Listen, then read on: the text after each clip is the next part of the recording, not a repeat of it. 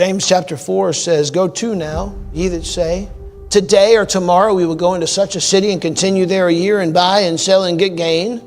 Whereas ye know not what shall be on the morrow.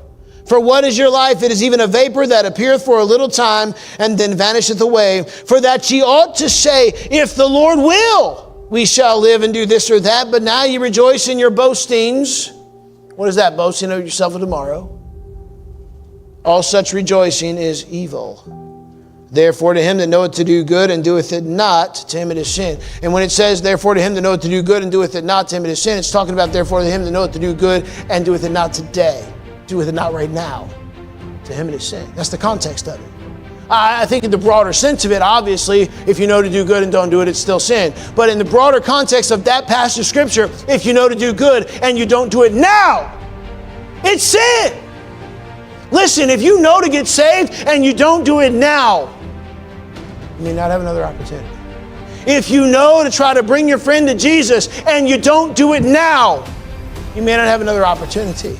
If you know that it's right for you to get right with somebody else in your life and you don't do it now, it's sin. You know what I found out? We like to be procrastinators and think that that's all going to work out in the end. Let me tell you, if you don't fix a problem, it's still a problem.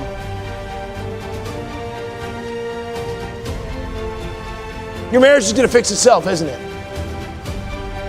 Always does. Time heals all wounds. No, it doesn't. It just leaves the broken leg crooked. Might not hurt forever, but it won't be good forever. Fix the problem while you can.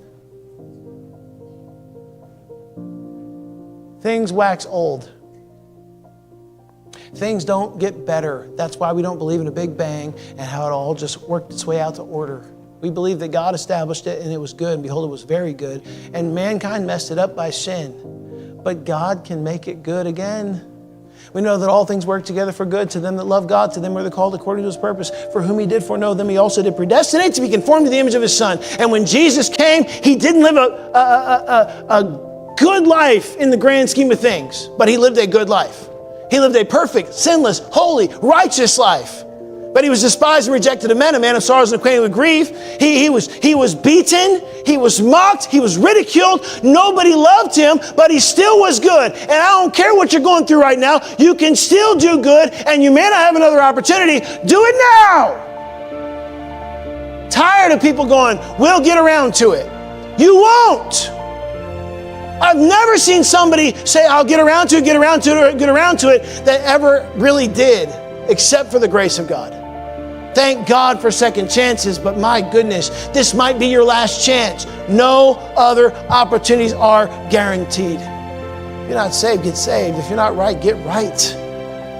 Man, if you're living wrong, clean it up. If you're not pure, purify yourselves. My goodness, we've got a whole lot of opportunities at times that we have pushed past. There may be one time when there's no more opportunities. We better wake up. We better wake up. These friends, these 4 men bore their friend to Jesus because they knew there may not be another opportunity.